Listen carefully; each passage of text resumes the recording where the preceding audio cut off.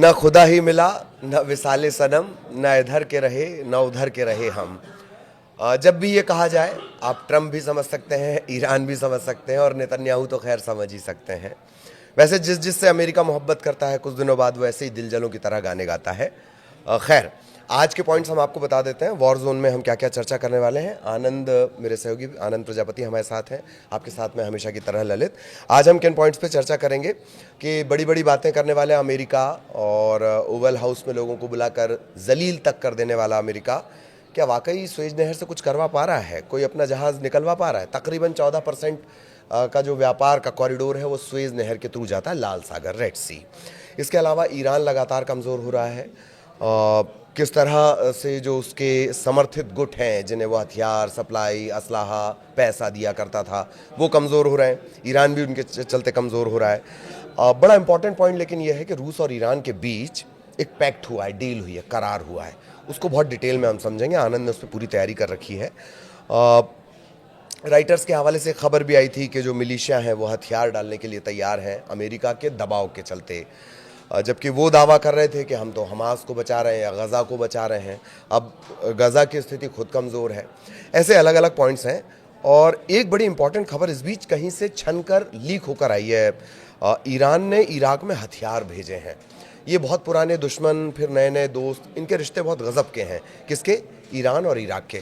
लेकिन चर्चा हम शुरू करेंगे रूस और ईरान के बीच जो 20 साल की डील हुई है। सबसे पहले तो आनंद, मेरा ख्याल है ये डीलिंग की चर्चा तो जनवरी में चल रही थी, बिल्कुल, पर अब इस पर मुहर लगी है, जिसको हम कहते हैं संवैधानिक मुहर। हाँ, वो संसद के बदौलत वहाँ भी इस तरह से होता है। बिल्कुल। इस डील के बारे में बताएं आप। बिल्कुल, देखिए पहले तो ये बता दूं कि नेतन्याहू जो है वो 3 तरफ से मारे जा रहे हैं। पहला तो ट्रंप ने उनको, गए थे अमेरिका दौरे पर तो, और वो चाहते थे कि जैसा टैरिफ इजराइल ने लगाया अमेरिका पर वैसा टैरिफ अमेरिका भी इजराइल पर लगाए। हाँ। लेकिन ऐसा होता नहीं है, वहाँ से वो मार खाते नज़र आते हैं। और उसके बाद दूसरा जो पॉइंट है वो है ईरान से झटका लगा है। ईरान से जो झटका लगा है वो है रूस और ईरान की डील।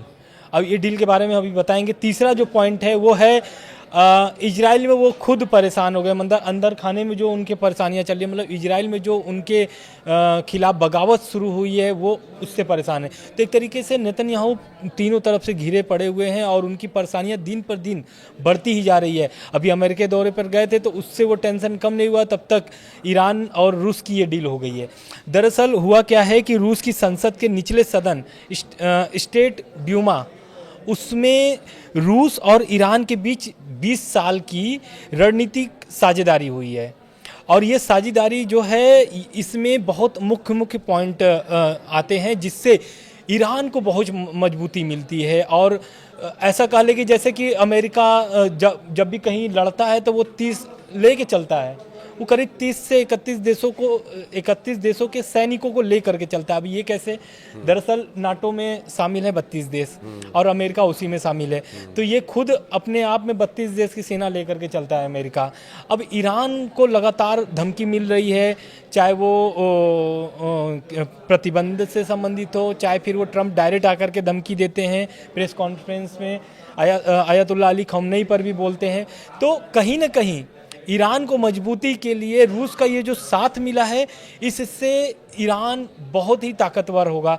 पहला पॉइंट हम आपको समझाते हैं। पहला पॉइंट तो ये है कि जो भी ईरान और रूस के बीच जो भी सैन्य एक तरीके से होता है कि सैन्य अभ्यास जो करते हैं, अभ्यास होगा, टेक्नोलॉजी ट्रांसफर होगा उसमें। हाँ। मतलब जब करार होगा तो फिर तो, जैसे कल हम जब चर्चा कर रहे थे तो मैंने ये सवाल उठाया था कि क्या भाई फ्रंट फुट पे आकर भी बोलेंगे? तो एक तरह से हम इसे समझ सकते हैं कि अब तो हाँ, रशिया कह रहा है कि मैं ईरान के साथ हूँ। बिल्कुल। हाँ। तो हुआ क्या है कि ईरान और रूस के बीच जो सैन्य संबंधों में गहरा एक तरीके से बोल सकते हैं कि गहरा एक संबंध बन गया है। तो उसमें पहला जो पॉइंट है वो है रूस और ईरान के बीच सैन्य और सुरक्षा खतरों में निपटने के लिए सहयोग करेगा कौन? ईरान का रूस। और दूसरा पॉइंट ये है कि दोनों क्षेत्रों में, अभी कुछ दिन पहले हम लोग बता भी रहे थे, लगातार 1-2 वीडियो में हम लोगों ने बताया भी है कि ईरान, चीन और रूस, ये तीनों देश युद्ध अभ्यास किए थे अरब की खाड़ी में। तो अब ये जो डील हुई है रूस और ईरान के बीच, इस डील के बाद से नेतन्याहू की जो परेशानियां हैं एकदम बढ़ चुकी है, और ये एक तरीके से जो रूस की संसद है उसने पारित किया है। और इसमें क्या हुआ है कि जो रणनीति साझेदारी हुई है इस दस्तावेज पर पुतिन और ईरान के जो राष्ट्रपति हैं मसूद पिज़ेश्कियान उनकी हस्ताक्षर हुए हैं। और इस घटना के बाद से, ये तो कल की बात है, रूस के संसद में कल इसको पारित किया गया है, इसके बाद से लगातार जो ट्रंप बात करते हैं कि ईरान को झुकना पड़ेगा, ईरान को डील के लिए मानना पड़ेगा, तो इस पर भी ईरान के जो राष्ट्रपति हैं मसूद पिज़ेश्कियान उनका भी बयान आता है, और वो बोलते हैं कि दबाव की नीति जो अमेरिका लगातार बना करके ईरान पर रखा है, इससे उसका कुछ भी हासिल नहीं होगा अमेरिका को, और ईरान कभी भी दबाव की नीति में आकर के कोई भी ऐसा फैसला नहीं लेगा। कई बार तो ऐसी खबरें भी आ रही हैं कि नेतन्याहू चाहते हैं अमेरिका से कि लीबिया वाला जो मैटर था वो इस पर फॉलो किया जाए, अमेरिका से बोलते हैं, मतलब ट्रंप से बोलते हैं कि ईरान पर फॉलो हो जाए। लीबिया वाला जो असल में था, लगभग लीबिया जो है वो भी परमाणु अपनी प्रोग्राम चला रहा था, तो उसमें क्या होता है अमेरिका के दबाव में वो अपने पूरे परमाणु प्रोग्राम को एक तरीके से ख़त्म कर देता है, नष्ट कर देता है। अब वो नेतन्याहू चाहते हैं कि ईरान भी यही करे, लेकिन ईरान ने इस पर स्पष्टीकरण दे दिया है, बोला है कि अगर डील भी होती है, ऐसी खबरें आ रही हैं कि अगर डील भी होती है तो जो 2016 में डील हुई थी किससे, ओबामा के साथ, ओबामा के साथ डील ये होती है कि परमाणु बम ईरान नहीं बनाएगा, लेकिन जो परमाणु प्रोग्राम उनका चल रहा है वो परमाणु प्रोग्राम चलता रहेगा। तो अब आने वाले जो समय है, शनिवार की जो दिन है, वो बहुत ही ईरान और अमेरिका के लिए बहुत खास दिन होने वाला है, क्योंकि ओमान में उनकी बैठक होने वाली है, और उसमें ईरान के अधिकारी भी शामिल हो रहे हैं और अमेरिका के भी अधिकारी शामिल हो रहे हैं। तो कहीं ना कहीं ईरान, देखिए अभी कल हम लोगों ने बात किया था कि ईरान जो है अपनी मजबूती बनाने के लिए अफगानिस्तान का जो अमेरिका बेस जो है अफगानिस्तान में, बगराम एयर बेस, उस पर क्या किया था अमेरिका ने, एक तरीके से चढ़ाई शुरू कर दी है, मतलब कि वहाँ पर एक विमान उनका C-17 पहुँच चुका है। इसके बाद से ये ईरान का सबसे बड़ा एक तरीके से बोल सकते हैं कि ये फैसला होगा कि, या फिर उनके पक्ष में, जो ईरान के पक्ष में आया है कि वो डील तो करेंगे, लेकिन उनकी जो परमाणु प्रोग्राम जो चल रहा है ईरान में वो चलता रहेगा नतांज में। हाँ, ये तो वैसा हो गया। इसमें दो बड़ी महत्वपूर्ण बातें हैं कि ईरान अमेरिका से चर्चा जरूर रखेगा, पर रूस के साथ रिश्ते भी रखेगा। हाँ बिल्कुल। एक और दूसरी जो आपने जानकारी दी उससे ये भी तय है कि ये ऐसा है, एक तो करेला ऊपर से नीम चढ़ा, नेतन्याहू के लिए ये हो गया है। एक तो सबसे अच्छे दोस्त ने बुला के मतलब बता दिया कि देखो दोस्ती वोस्ती अपनी जगह, धंधा अपनी जगह है, और दूसरी तरफ ईरान जिस तरीके से ये डील करने जा रहा है, तो दो तरफा झटका उनको लग गया। हृदयाघात के ठीक पहले, हार्ट अटैक आने के पहले नहीं, हाथ के पास दर्द देता है, कुछ वैसा ये समझ सकते हैं। एक बड़ा महत्वपूर्ण ये हुआ है, हालांकि मुझे इसकी ज़्यादा जानकारी नहीं लग पाई, आनंद ने इस पर रिसर्च की है। ईरान ने इराक में हथियार भेजे हैं। एक तो ये वहाँ पर मिलिशिया ग्रुप्स को सपोर्ट करता है, दूसरा इनका इतिहास 80 से 88 तक का युद्ध का इतिहास रहा है। इसके बाद ये करीब 1600 किलोमीटर की सीमा साझा करते हैं। जहां आप सीमा साझा करने लगते हैं ना, जैसे भारत बांग्लादेश, लफड़ा वहां बढ़ जाता है, रायता फैल गई जिसको बोलते हैं, वो वाला सीन है। ऐसी स्थिति में समझाइए कि ईरान ने इराक में जो हथियार भेजे, ये जो खबर आ रही है, ये क्या है? दरअसल हुआ क्या है ना, जैसे कि आप बता रहे हैं कि बॉर्डर जब सटते हैं तो अपने आप टेंशन बढ़ जाती है। हुआ क्या है कि सीरिया में जब से STS का सरकार आया है, यानी जुलानी सरकार जब से आई है, तब से ईरान कमज़ोर हो गया है सीरिया में। अब वो इराक को छोड़ना नहीं चाहता है। इराक में जो उसके चांस बन रहे हैं, वो उस चांस को मतलब थोड़ी सी भी उस पर एक तरीके से कह लेते हैं, कोई भी समझौता नहीं करना चाहता है ईरान, क्योंकि वो ऑलरेडी सीरिया मतलब एक तरीके से उसके हाथ से निकल गया है ईरान के, क्योंकि वहाँ पे STS का सरकार हो गया है, और वहाँ पर जो पकड़ बन गई है, वहाँ पर पकड़ बन गई है इजराइल और अमेरिका की। तो वहाँ पर ईरान एकदम कमज़ोर दिख रहा है। इसके कारण से वो इराक में जो उनके एक तरीके से बोल सकते हैं कि कट्टरपंथी शिया जो गुट है, जो ईरान को सपोर्ट करता है इराक में रह करके, वो क्या चाहते हैं कि ईरान जो चाहता है कि ये जो मेरे गुट हैं ये कहीं से भी कमज़ोर ना हो, क्योंकि अगर वो कमज़ोर होंगे तो जैसे सीरिया में ईरान के साथ हुआ है, वैसा इराक में भी हो सकता है। इस कारण से ऐसी खबरें, मतलब मीडिया रिपोर्ट्स के मुताबिक, ईरान ने लंबी दूरी मार करने वाली मिसाइलें जो है वो काफ़ी संख्या में इराक भेजा है। और ये इराक भेजा है किन किन के लिए, उन्हीं 10 जो कट्टरपंथी, हाँ बिल्कुल, कट्टरपंथी संगठन, उनके लिए भेजा है कि अगर वो कहीं से भी कमज़ोर होते, क्योंकि इराक पे लगातार अमेरिका दबाव बना रहा है कि वो हवाई हमला करेगा जो ईरान के जो समर्थित संगठन वहाँ पर काम कर रहे हैं। तो इसके डर से ऐसी खबरें भी आई थी कि वहाँ पर वो लोग हथियार छोड़ने के लिए तैयार हो गए हैं इराक में। तो इसको बनाने रखने के लिए, इस पर पकड़ बना करके रखने के लिए ईरान ने ये एक बड़ा फैसला लिया है, बड़ा एक कदम उठाया है, जिससे उसके इराक में जो समर्थित संगठन है वो मजबूत बना रहे। अब ये संगठन कितने लड़ाके हैं कुल बता दे तो मैं 50,000 लड़ाके जो हैं वो वहाँ पर इराक में मौजूद हैं। और ये 50,000 लड़ाके कहीं ना कहीं इराक से ईरान को बहुत मजबूत करते हैं। तो ये जो आपने बताया ना कि पड़ोस राज्यों में या तो फिर तनाव बढ़ जाते हैं या तो फिर संबंध बहुत मीठा रखना पड़ता है। तो इराक क्या कर रहा है, ईरान भी इराक के साथ वही कर रहा है, क्योंकि आप ऐसी खबरें भी एक अभी आ रही थी कि इराक जो है एक तरीके से अमेरिका के विरोध में ही वो रहता है। क्योंकि क्यों रहता है, क्योंकि कतर और इराक वाला जो मामला चल रहा था, जिस समय अभी तो कतर एक तरीके से एक बोल सकते हैं कि एशिया में एक या फिर मिडिल ईस्ट में अपना घर बना करके रखा है अमेरिका, तो वो है कतर, क्योंकि कतर में ही सारे उसकी बैठकें होती हैं। और कतर भी एक समय में ऐसे मजबूर हो गया था जब वहाँ पर गृह युद्ध हो रहा था, तो अमेरिका ने ऐसे एक चाल चलना पड़ा जिससे आज तक कतर उससे उभर नहीं पाया है। और आज भी उसी के लमसम घूमता ही रहता है। तो कुल मिलाकर के यही है कि ईरान लगातार मजबूत हो रहा है, लगातार मजबूत हो रहा है, और इसमें बढ़ रही है सबसे ज़्यादा अगर परेशानी किसी की तो वो है नेतन्याहू। दोनों तरफ से, तीनों तरफ से मार खा रहे हैं, और अब उनको ये फैसला खुद लेना पड़ेगा कि उन्हें क्या करना है। बिल्कुल, नेतन्याहू के लिए इस तरह की स्थितियां हो गई। हालांकि राइटर्स के हवाले से जो खबर हमने बताई कि कुछ मिलिशिया हथियार डालने को भी तैयार है, मतलब एक तरफ ईरान हथियार दे रहा है, राइटर्स ये क्लेम कर रहा है। हालांकि राइटर्स की रिपोर्ट बड़ी विरोधाभासी है, इसके पुराने क्लेम और नए क्लेम मिल नहीं रहे हैं। फिर भी चूंकि प्रतिष्ठित है तो हम उसको यहाँ पे शामिल कर रहे हैं। कुछ मिलिशिया हथियार डालने के लिए तैयार है, इधर ईरान उन्हीं मिलिशिया को हथियार सप्लाई भी कर रहा है। ये बड़ी गड़मट जैसी स्थिति है, और कुल जमा इसमें मुनाफा ये भी तय है कि अमेरिका ही कमाएगा, बिल्कुल बिल्कुल, जैसे कि उसकी हिस्ट्री रही है। एक और बड़ा पॉइंट है कि सुएज नहर, अच्छा बॉर्डर की बात हुई थी, 1600 किलोमीटर जब बॉर्डर की बात हुई तो आनंद ने कहा कि बॉर्डर, इसी वजह से हमने आनंद और हवाई डेस्क के बीच की जो बॉर्डर थी उसको हटा दिया, बॉर्डर नहीं होनी चाहिए।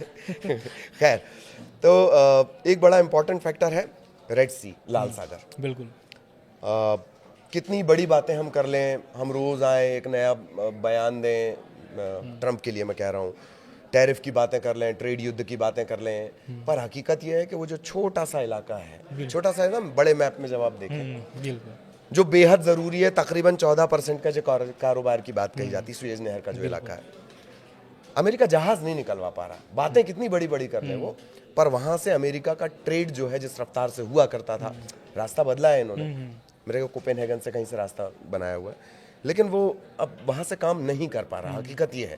तो ओवेल हाउस में बैठकर बड़ी बड़ी बातें करना अलग है, और ग्राउंड पर जाकर अपने धंधे को संभाल पाना ये अलग बात है। बिल्कुल, दरअसल हुआ क्या है कि ट्रंप लगातार टैरिफ बम फोड़ रहे हैं, ये हम बोल सकते हैं, और ये चीन पर लगातार कर रहे हैं। अभी आज की जो खबर है वो ये खबर है कि ट्रंप जो सभी देशों पर टैरिफ लगाए थे वो 90 दिन के लिए रोक दिए हैं, लेकिन चीन पर जो है वो टैरिफ उनका बढ़ाते ही चले जा रहे हैं। पहले तो लगाए थे 104, अब लगा दिए हैं कितना, 125% का टैरिफ चीन पर लगाए हुए हैं।